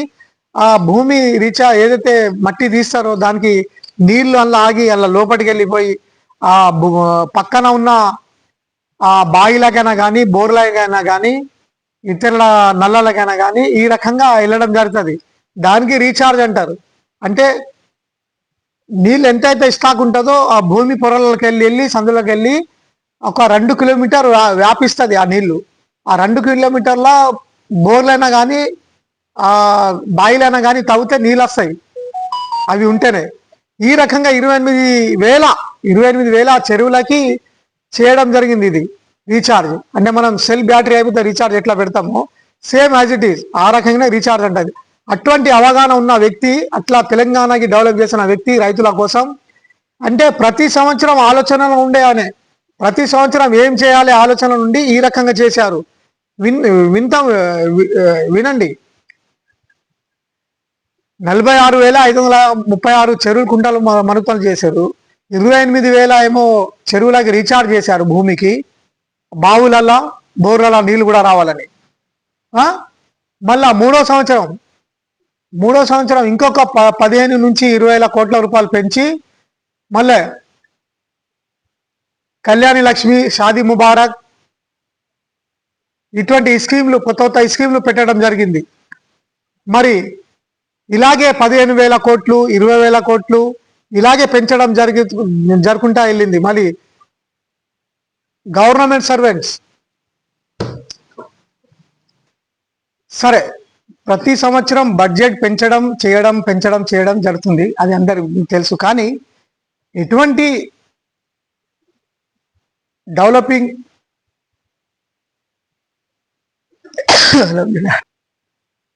ఏదైతే ఇప్పుడు ఎంతైతే డెవలప్ చేశారో ఏం చేశారో ఇప్పుడు వినండి చెప్తాను. 6 గ్యారంటీలు 6 నెంబర్ అంటున్నా, 166 ఉన్నాయని కొన్ని చెప్తాను. రైతులు అడగలే, ధర్నాలు చేయాలి, బస్సులు కాలబెట్టలే, ట్రైన్లు ఆపాలి, దౌర్జన్యాలు చేయలే, గవర్నమెంట్ ఆఫీసులు కాలబెట్టలే. అడగక ముందు ఆయనలో అయినా కానీ, టీచర్స్ అయినా కానీ, గవర్నమెంట్ సర్వెంట్స్ అయినా కానీ ఎవరు అడగలే. అడగక ముందు అన్ని ఇచ్చినటువంటి ఒక కేసీఆర్ గారి ప్రభుత్వంకే ఘనత దక్కింది. ఇది వినండి ఏమేం చేశారు. ఆ బడ్జెట్ ఇంకా బడ్జెట్ పెంచుకుంటా 62,000 కోట్ల నుంచి 3 లక్షల కోట్ల రూపాయలు పెంచడం జరిగింది. అడగక ముందు ఇచ్చినటువంటి బడ్జెట్ లేనటువంటి రాష్ట్రం, కొత్త రాష్ట్రానికి ఏ విధంగా చేయాలి అని ఆలోచించి అన్ని అవగాహన ఉన్న వ్యక్తి మన కేసీఆర్ గారే. ఇప్పుడు చెప్తాను వినండి. 2,40,00,000 ఎకరాల మన భూమి తెలంగాణకి, 2,40,00,000 ఎకరాలు భూమి మనది. 1,35,00,000 ఎకరాలు పంట భూములలో ఉన్నది, చేను పంటలల్లా. మిగతాది 1,05,00,000 ఎకరాలేమో మున్సిపాలిటీ ఇల్లులనే కానీ, మండలాల ఇల్లు అయినా కానీ, పల్లెల ఇల్లులు కానీ, పల్లెల ఇల్లులనే కానీ, గుట్టలైనా కానీ, ఎలక్ట్రిసిటీ లైన్ అయినా కానీ, రైల్వే స్టేషన్ లైన్ అయినా కానీ, ఫ్యాక్టరీ అయినా కానీ, పెద్ద పెద్ద సిటీలైనా కానీ, ఇందులో 1,05,00,000 ఎకరాలు పోతాయి. 1,35,00,000 పొలాల పంటలు. అంటే అప్పుడు రాష్ట్రం రాకముందు 8-10 లక్షల ఎకరాలు పంట సాగుతుండే, మిగతాయి 1,25,00,000 ఎకరాలు భూమి అట్టిగా ఉండే. ఆ భూమికి ఇప్పుడు ఏం చేసిన కేసీఆర్ గారు నేను చెప్తా వినండి, కంటిన్యూ. అంతా మేధావి, అంతా డెవలపింగ్ ప్రతి సంవత్సరం ప్రతి 24 గంటలు గంటకు ఆలోచనతోటి చేసినట్టే ఒక వ్యక్తి ఆయనకి ఇంత నిందలేస్తారా? ఎవరు ఏం చేస్తున్నారు ఇప్పుడు తెలుసలేదా? ఏ బడ్జెట్ తీస్తున్నారు, ఏం చేస్తున్నారు? సిటీకే పరిమితాన్ని సిటీలో చేస్తున్నారు, పల్లెల్లో ఎవరు చూస్తున్నారు? వినండి ఇప్పుడు చెప్తా. 10 డిస్టిక్లు అంటే ఆదిలాబాద్, మెదక్, నిజామాబాద్, కరీంనగర్, వరంగల్, ఖమ్మం, రంగారెడ్డి, మహబూబ్ నగర్, నల్గొండ, హైదరాబాద్, సికింద్రాబాద్, ఇటువంటి ఏదైతే 10 డిస్టిక్లు ఉన్నాయో ఈ 10 డిస్టిక్ల నియోజకవర్గాలు 119 నియోజకవర్గాలు. అంటే ఎంత ముందుకు తీసుకెళ్లారంటే వినండి. మొట్టమొదటిగా 6,000 గ్రామ పంచాయతీలు ఉంటే డెవలప్ కోసం, పల్లె రైతుల కోసం, పల్లెల కోసం 12,769 గ్రామ పంచాయతీ పెంచడం జరిగింది కేసీఆర్ గారు. ఇప్పుడు కొన్ని మళ్ళీ అలాగైనా కొన్ని ఒక 10-20 గ్రామ పంచాయతీలు. 6,000 గ్రామ పంచాయతీ ఉంటే 12,769 గ్రామ పంచాయతీలు చేయడం జరిగింది మన కేసీఆర్ గారు. ఎవరు చెప్పలే తాండా గ్రామ పంచాయతీ పెట్టండి, అది పెట్టండి, ఎవరు అనలే. మళ్ళా 459 మండలాలు ఉంటే 612 మండలాలు చేశారు. ఈరోజు 650 మండలాలు ఉన్నాయి. కానీ ఆ రోజు మన కేసీఆర్ గారు 612 మండలాలు పెంచడం జరిగింది. మళ్ళా మున్సిపాలిటీలు 87 మున్సిపాలిటీలు ఉండే తెలంగాణ రాష్ట్రంలో. 87 మున్సిపాలిటీలు, 7 కార్పొరేషన్ ఉండే. 58 మున్సిపాలిటీలు పెంచడం జరిగింది, 6 కార్పొరేషన్ పెంచడం జరిగింది. అంటే టోటల్ కలిపితే 145 మున్సిపాలిటీలు, 13 కార్పొరేషన్స్ పెంచడం జరిగింది. ఎవరు పెంచమని ధర్నాలు చేయలే, స్ట్రైక్ చేయలే. తనకు తాను ఆలోచన డెవలప్ ఇంప్రూవ్మెంట్ కోసం ఐటీ మినిస్టర్ మన కేటీఆర్ గారు ఉండే అప్పుడు తెలియదా? 6 గ్యారంటీలు పెద్ద ఇళ్ళని కనబడ ఇంచులను ఎక్కడో ఉన్నాయి అవి 6 గ్యారంటీ వెనుక.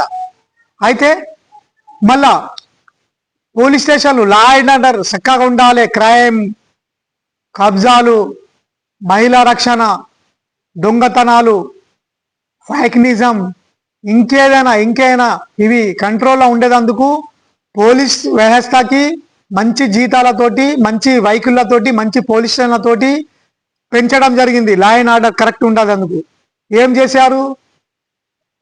733 పోలీస్ స్టేషన్లు ఉంటే 852 పోలీస్ స్టేషన్లు చేశారు. 2 సిపి కమిషనర్ ఆఫ్ పోలీస్ ఉంటే 9 సిపి కమిషనర్ ఆఫ్ పోలీస్ పెంచడం జరిగింది. లా అండ్ ఆర్డర్, క్రైమ్ బాగుండాలని. 141 రిజిస్ట్రేషన్ ఆఫీసులు ఉంటే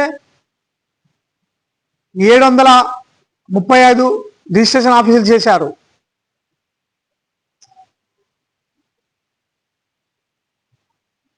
10 డిస్టిక్లు ఉంటే 33 డిస్టిక్లు చేశారు. అది అందరికీ తెలుసు. 33 డిస్టిక్లు చేశారు, 33 కలెక్టర్ చేశారని. కానీ ఆ 33 కలెక్టర్ ఆఫీస్లో, ఒక్కొక్క కలెక్టర్ ఆఫీస్లో మిగతా హెడ్ క్వార్టర్స్ కూడా ఉంటాయి. ఏవి ఉంటాయి? DO office, district education office, DMH office, district medical health office, మళ్ళా DPO office, district Panchayati Raj office, ST office, subscriber office, treasury office, superintendent of police SP office, forest office, fire station office, ఇన్ని సంస్థలు ఉంటాయి అక్కడ ఒక collector ఆఫీస్లోనే. అంటే Adilabad 200 kilometre 150 kilometre ఉంటుండే అప్పట్లో. ఈ రోజు మనకు దగ్గర అయినాయి. ఇట్లనే వేరే డిస్టిక్లో కూడా దగ్గర అయినాయి. అంటే ఎవరు చెప్పలే. మంచి మంచి కలెక్టర్ ఆఫీస్, మంచి ఎస్పీ ఆఫీసులు, మంచి నిజవర్గాల ఎమ్మెల్యే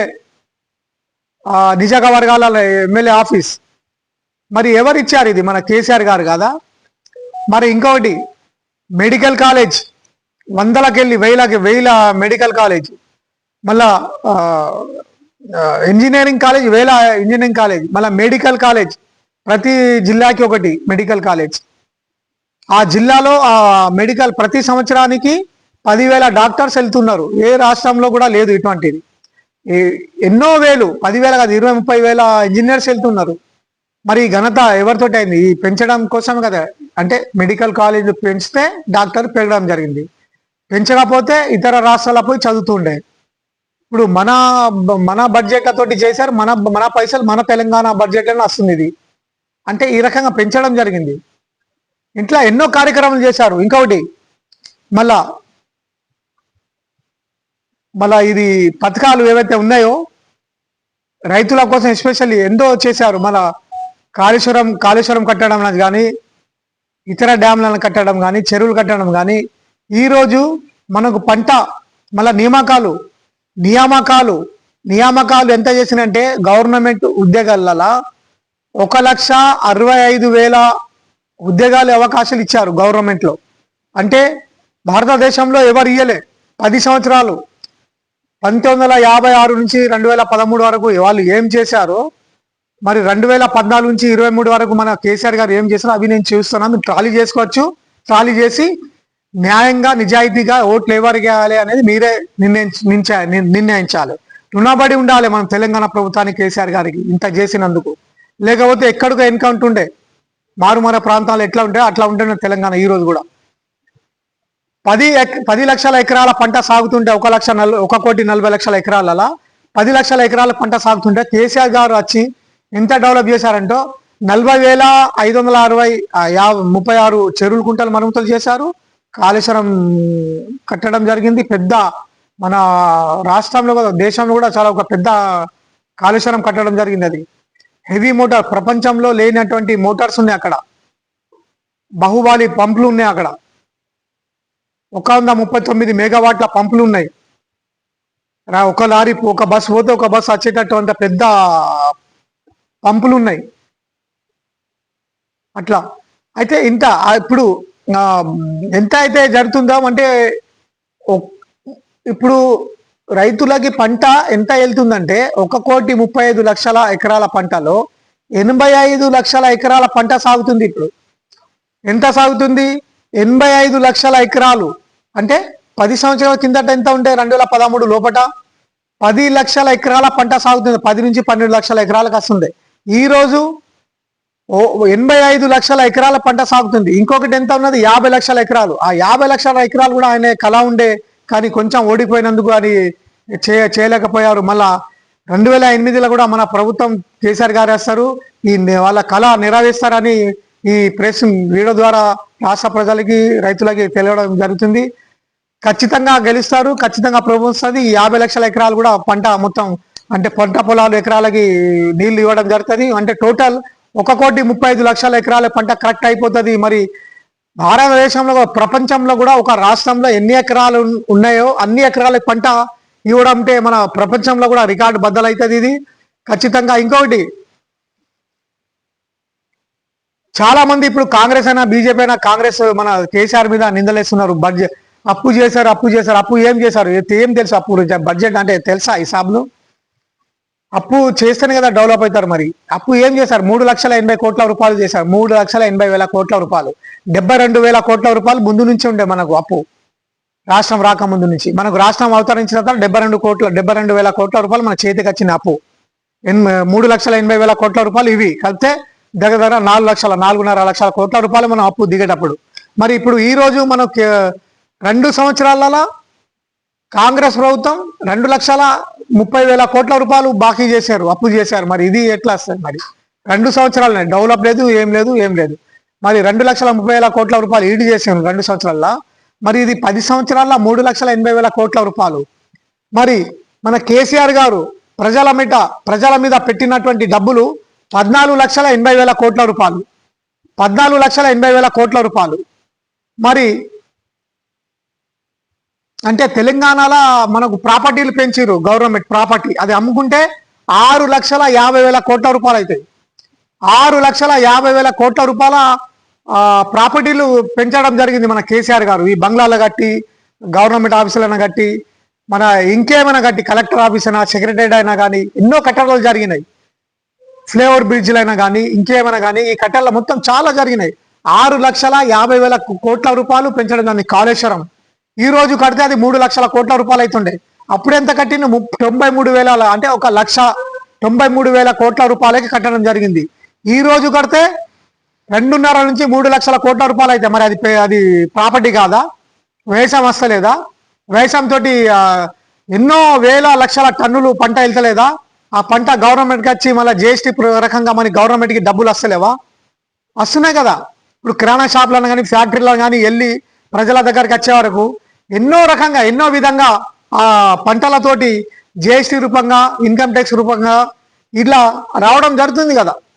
ఈ రకంగా జరుగుతుంది. అంటే పెంచడం జరిగింది. కాళేశ్వరంలో కానీ ఇంకా డ్యామ్లను కానీ ఎన్నో డ్యామ్లు కట్టడం జరిగింది. దాని కింద ఎన్నో ఉన్నాయి, మరమ్మతులు చేసి ఎన్నో చేశారు. అంటే ఈ రకంగా 85 లక్షల ఎకరాల పంట సాగుతుంటే గ్రేడ్ కాదా?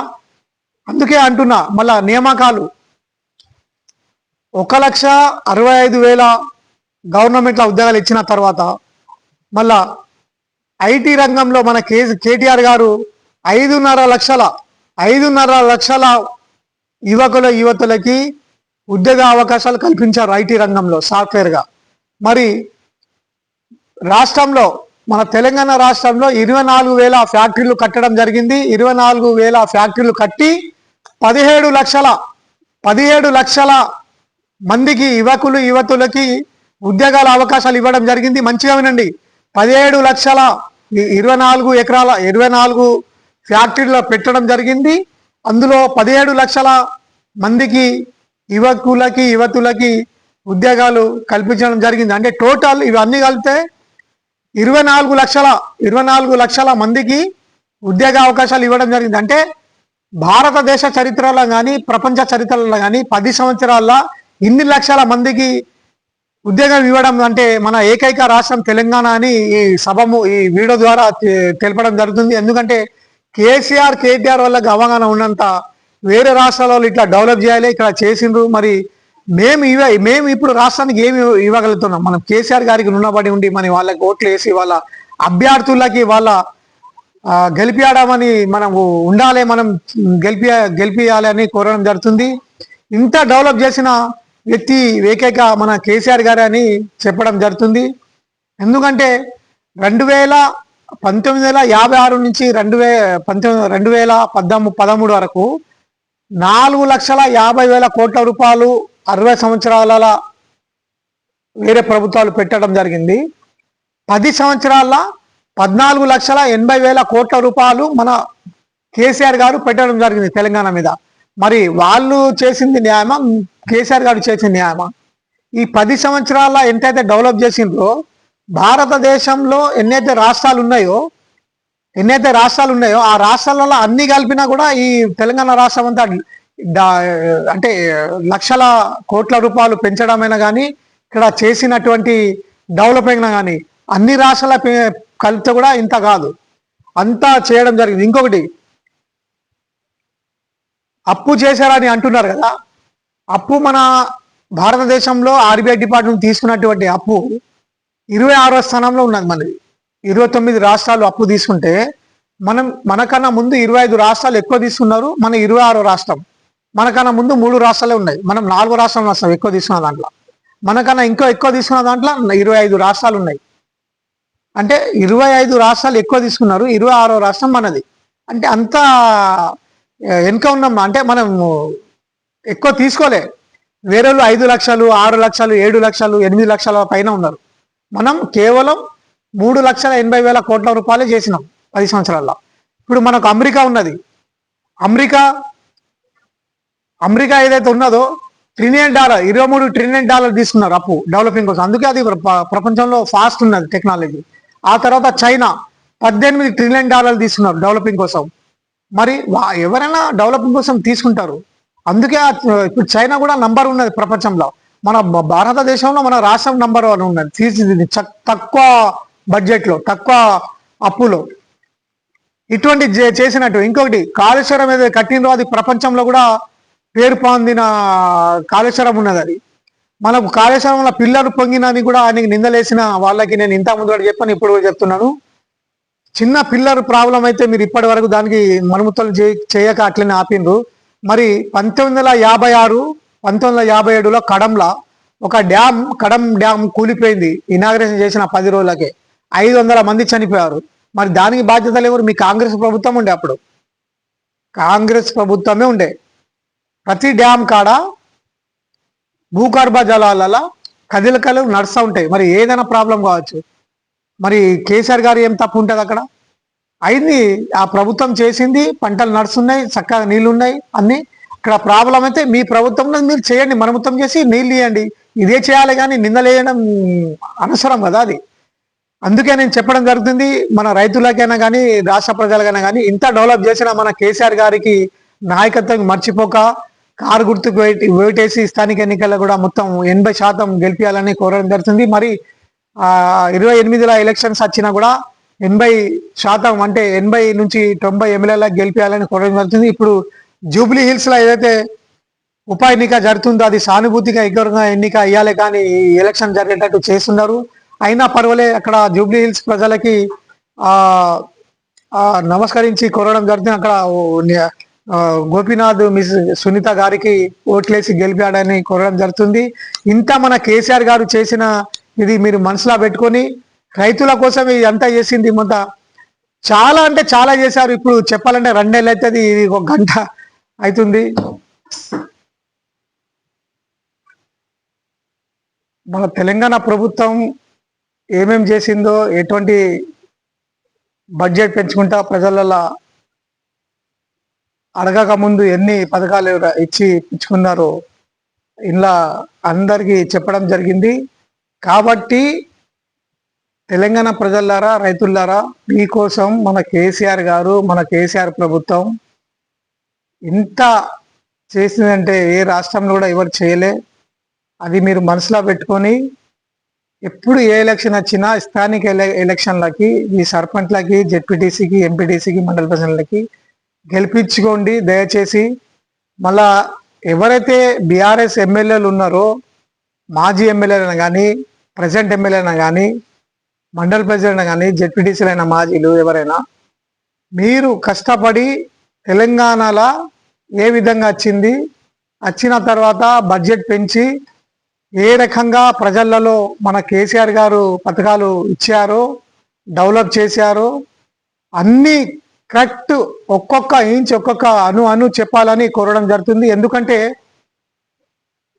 చెప్తేనే కదా అందరికి తెలుస్తుంది. ఖచ్చితంగా ఎమ్మెల్యేలను కానీ, మాజీ ఎమ్మెల్యేలను కానీ, జెడ్పీటీసీ, జిల్లా చైర్మన్ ఎవరైనా బీఆర్ఎస్కి చెందిన వాళ్ళు ఖచ్చితంగా కేసీఆర్ గారు ఎంతైతే డెవలప్ చేసిండ్రో, ఏదైతే పనులు చేశారో అది ప్రజలలో ప్రతి మండలానికి, ప్రతి నియోజకవర్గాల్లో నాయకులు మీటింగ్లు పెట్టి కార్యకర్తలకి ప్రజలకి ఈ మాటలు తీసుకెళ్లాలని కోరడం జరుగుతుంది. ఇంకా ఎంతో తెలుసుకొని ప్రజలలో అవగాహన పెంచాలని, మోటివేట్ చేయాలని, క్యాన్వసింగ్ చేయాలని, అన్ని పథకాల గురించి కేసీఆర్ గారి గురించి మొత్తం మంచిగా చెప్పాలని కోరడం జరుగుతుంది. ఎందుకంటే 6 గ్యారంటీలు అని పెద్ద ఇట్లా చెప్పుకుంటారు. మరి 166 గ్యారంటీలు మరి కేసీఆర్ గారు ఇచ్చారు కదా, భారతదేశంలో ముందు తీసుకెళ్లారు కదా మన రాష్ట్రానికి. మరి చెప్పమా, మా బాధ్యత కాదా? వ్యక్తిగతంగానే మనం చెప్పుకుంటే ఎట్లా? కేసీఆర్ గారు ప్రత్యేకంగా ఎంత విధంగా అయితే డెవలప్ చేసి విడిచిపెట్టారో అది మొత్తం చెప్పాలని ఎమ్మెల్యేలకి, బీఆర్ఎస్ నాయకులకి కోరడం జరుగుతుంది. ఎందుకంటే అది చెప్తేనే కదా ఇతరులకు తెలుస్తుంది, చెప్పకపోతే ఎట్లా తెలుస్తుంది?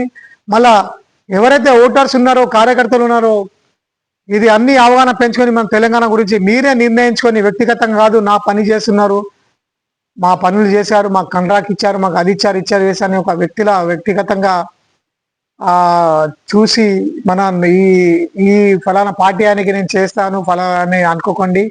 మరి ఒకవేళ అట్లా అనుకున్నా కూడా ఎలక్షన్ పోలింగ్ బూత్ లో ఏదైతే ఓటేస్తారో ఎవరు చూడరు, కారు గుర్తుకే వేయాలని ఈ రాష్ట్ర మహిళలకి, రైతులకి, ప్రజలకి కోరడం జరుగుతుంది. ఎందుకంటే మీ అందరి కోసం మన కేసీఆర్ గారు ఎంతో మన రాష్ట్ర బడ్జెట్ పెంచుకుంటా, పథకాలు ఇచ్చుకుంటా వెళ్ళారు.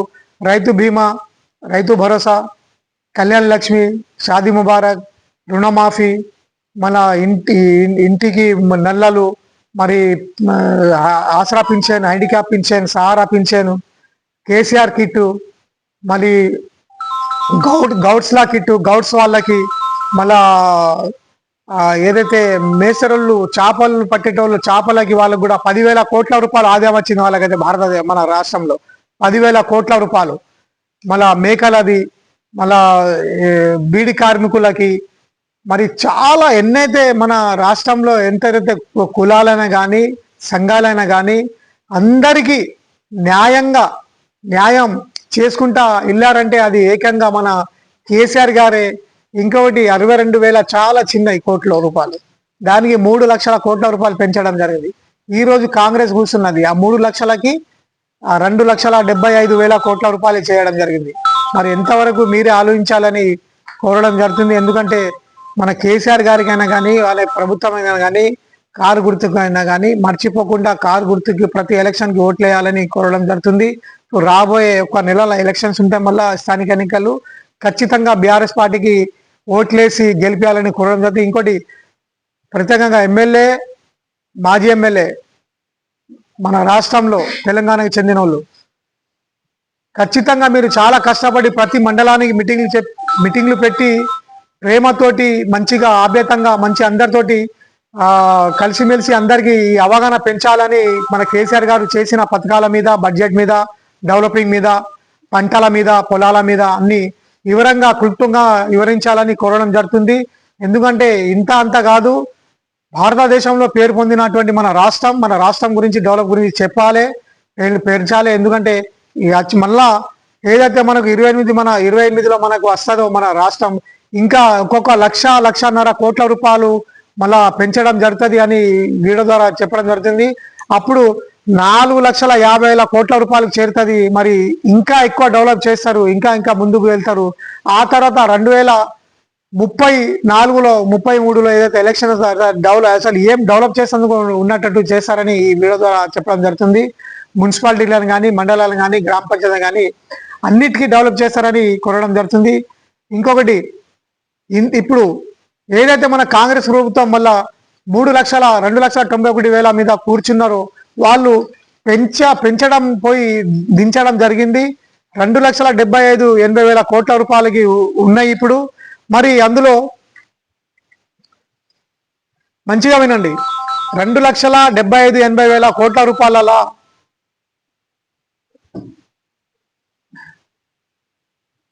ప్రజల్లారా చూడండి, మన కేసీఆర్ గారు పెంచినటువంటి 3 లక్షల కోట్ల రూపాయలు ఆయన దిగేటప్పుడు, మన కాంగ్రెస్ ప్రభుత్వం ఎక్కినప్పుడు 2,91,000 కోట్ల రూపాయలు ఉండే.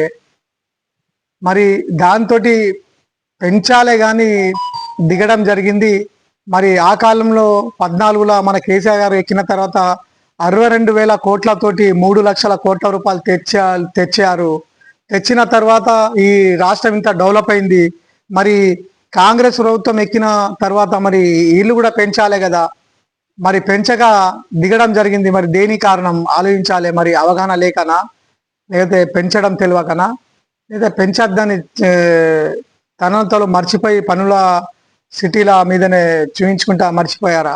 ఆలోచించండి. ఎందుకంటే ఇంప్రూవ్మెంట్ డెవలప్మెంట్ అంటే బడ్జెట్ పెంచుకుంటా పోవాలి. మరి ఆ బడ్జెట్లో ఏం చేశారు? 2,91,000 కోట్ల రూపాయల 2,80,000 కోట్ల రూపాయలు ఇప్పుడు ఉన్నాయి మన రాష్ట్ర బడ్జెట్. కనీసం 3,30,000 కోట్ల రూపాయలు కావాలి వాస్తవంగా. 2 సంవత్సరాల 15,20,000 రూపాయలు పెంచినా కూడా అట్లా కాలే. కోట్ల రూపాయలు పెంచడం జరగలే, దిగడం జరిగింది. ఆ 2,80,000 కానీ 2,90,000 కానీ ఆ డివైడ్ చేస్తే ఏముంటాయి, ఏముండయి, ఏం చేయగలుగుతారు, ఏం చేయలేరు అని నేను చూపిస్తా విడివిడి. కానీ సరే, 2,90,000 కోట్ల రూపాయలే పట్టుకుంటాం. 2,90,000 కోట్ల రూపాయలు కాంగ్రెస్ ప్రభుత్వం ఏదైతే కూర్చున్నదో వాళ్ళు ఎంతవరకు పని చేయగలుగుతారో ఎంతవరకు పని చేయలేరో నేను చూపిస్తా వినండి. 1,40,000 కోట్ల రూపాయలు గవర్నమెంట్ ఉద్యోగాలకి, గవర్నమెంట్ పింఛదారులకి ప్రతి నెల ప్రతి సంవత్సరం పోతాయి. అవి 1,40,000 కోట్ల నుంచి 1,45,000 కోట్ల వరకు ప్రతి సంవత్సరం బడ్జెట్లకు వెళ్ళి వాళ్ళకి జీతాలు పూర్వకంగా లేదా వాళ్ళ పెన్షన్లైనా కానీ పోతాయి. ఆ తర్వాత ఏదైతే మిగులుతుందో మిగిలిన పైసలతోటి 1,40,000 కోట్లు రూపాయలతోటి అందులో 5,000 కోట్ల రూపాయలు ఆర్బీఐ డిపార్ట్కి పోతాయి. ఇంట్రెస్ట్ మన రాష్ట్రం 5,00,000 కోట్ల రూపాయలు ఇంట్రెస్ట్ ఆర్బీఐ డిపార్ట్కి. 10,000 కోట్ల రూపాయలు ఏమో అక్కడ లోకల్లో కాంట్రాక్ట్ చేస్తున్నారు, పేరు చెప్పను, ఒక నాయకుడు. 5,000 కోట్లు మరి ఒక మినిస్టర్ చేస్తున్నారు. 15 అవి 5 20,000 కోట్ల రూపాయలు ఎళ్ళకెళ్ళి ఈ 1,40,000 కోట్ల మిగిలిన దాంట్లోకి వెళ్ళి ఎంత మిగులుతాయి? 1,20,000 కోట్ల రూపాయలు. 1,20,000 కోట్ల రూపాయల 50,000 కోట్ల రూపాయలు ఏమో మూసీ నదికి పోతాయి. ప్రతి సంవత్సరం మూసీ నదికి పోతాయి 50,000 కోట్లు. మరి ఎంత మిగులుతాయి? 1,00,000 అంటే 70,000 కోట్ల రూపాయలు మిగులుతాయి. ఆ 70,000 కోట్ల రూపాయల రుణమాఫీకి, రైతు భరోసాకి, ఇతరులకి, మన ఇందిరా పథకానికి, అంటే ఇందిరమా ఇళ్ళకి 30,000 కోట్ల రూపాయలు కూడా పోయినా, 30,000 కోట్ల రూపాయలు పోయినా 40,000 కోట్ల రూపాయలు ఉంటాయి. 40,000 కోట్ల రూపాయల ఇంకా ఇతర కాంట్రాక్ట్ డిపార్ట్మెంట్ మున్సిపాలిటీకి అయినా దేనికైనా కానీ 15,000 కోట్ల రూపాయలు పోతే 25 కోట్ల రూపాయలు మిగులుతాయి. 25,000 కోట్ల రూపాయలు. ఆ 25,000 కోట్ల రూపాయల ఎన్ని ఉంటాయి? ఇంకా 12,796 గ్రామ పంచాయతీ ఉంటాయి, 650 మండలాలు ఉంటాయి, 145 మున్సిపాలిటీలు ఉంటాయి, 13 నుంచి 14 ఏమో కార్పొరేషన్స్ ఉంటాయి, మరి పోలీస్ డిపార్ట్స్ ఉంటాయి, వేరే డిపార్ట్స్ ఉంటాయి, వేరే ఉంటాయి. మరి దీనికి సరిపోతాయి 25,000 కోట్ల రూపాయలు? మంచిగా ఆలోచించండి. పైసలు ప్రతి సంవత్సరం వస్తుంటే కూడా ఇన్ని పోతూ ఉంటాయి, ఇన్నే మిగులుతూ ఉంటాయి. అయితే ఈ పైసలల్లా నిజక వర్గాలు 100 మనకు 15 హైదరాబాద్ సిటీకి ఇడిచిపెట్టిన 104 నిజక వర్గాలకి ఈ 25,000 కోట్ల రూపాయలు కానీ 30,000 కోట్ల రూపాయలు అని సరిపోతాయా? సరిపోవు. మరి కొంచెం అప్పు తీసుకుంటున్నారు. అప్పు పైసలు కూడా ఇలా కలిపితే చేయొచ్చు అని అనుకోవచ్చు, కానీ అవి కూడా కావడం లేదు. మరి ఆ అప్పు పైసలు కూడా ఎటుపోతున్నాయో వాళ్ళకి తెలిసి ఉండాలి. మరి ఏ నిజక వర్గాలకి, మరి ఇక్కడ కూడా ఒక నిజగారు ఎమ్మెల్యే ఉన్నారు, ఇతర నిజగార వాళ్ళ ఎమ్మెల్యేలు ఉన్నారు.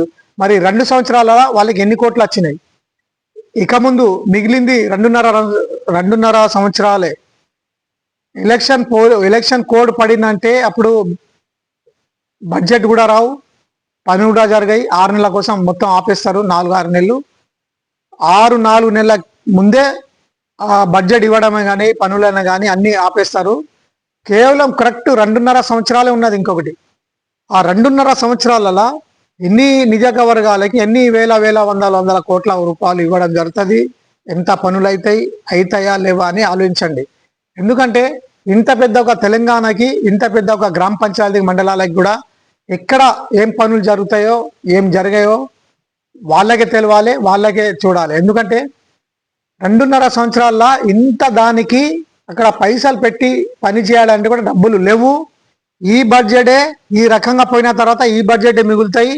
ఈ మిగిలిన దాంట్లో మరి ఎండింగ్లో ఎంతవరకు అవుతుంది పని కూడా చూడాలి. ఎందుకంటే వాస్తవంగా చూడాలంటే కనీసం ఒక నియోజకవర్గానికి 25 నుంచి 2500 నుంచి 3500 కోట్ల రూపాయలు ఇవ్వాలి అసలు మెయిన్. ఎందుకంటే సంవత్సరానికి 8 నుంచి 800 కోట్ల నుంచి ఒక 1000 కోట్ల రూపాయలు తీసినా కూడా 3000-4000 కోట్ల రూపాయలు అయితే ఒక నియోజకవర్గానికి. అంటే 3 లక్షల తోటి 5 సంవత్సరాలు ఎంత అయితే 15 లక్షల కోట్ల రూపాయలు. 15 లక్షల 7,50,000 కోట్ల రూపాయలు ఏమో గవర్నమెంట్ సర్వీస్ పెన్షన్లకి పోతాయి. 7,50,000 కోట్ల రూపాయలు ఏమో 1,50,000 కోట్ల రూపాయలు ఏమో దానికి పోతాయి మూసీ నదికి. 6 లక్షల కోట్ల రూపాయలు ఉంటాయి. మరి 6 లక్షల కోట్ల రూపాయలు 2 లక్షల కోట్ల రూపాయలు ఏమో పథకాలకు తీసిన 4 లక్షల కోట్ల రూపాయలు పర్సనల్ నియోజకవర్గాలు ఏవైతే 119ల హైదరాబాద్ సిటీకి ఇడిచిపెట్టి నియోజకవర్గాలుగా 104 నియోజకవర్గాలకి ఈ 6 లక్షల కోట్ల రూపాయల మరి ఏ విధంగా పంచుతారో 4 లక్షల 5 లక్షల మరి ఈ ఈ రకంగా ఎంత ఇస్తుందో మీరు కూడా లెక్కలు చూసుకోవచ్చు. కనీసం 3,000-4,000 కోట్ల రూపాయలు అచ్చడం జరుగుతుందని ఈ ప్రెస్ మీట్ ద్వారా చెప్పడం జరుగుతుంది.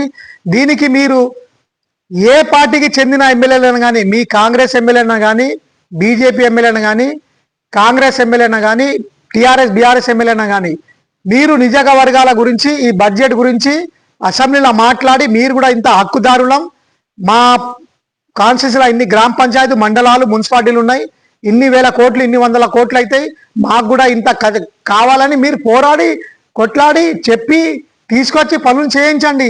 మరి టైం పోతే మళ్ళీ టైం రాదు, మరి డబ్బులు కూడా రావు, పనులు కూడా జరిగాయి, మళ్ళా వ్యతిరేకతలు వస్తాయి.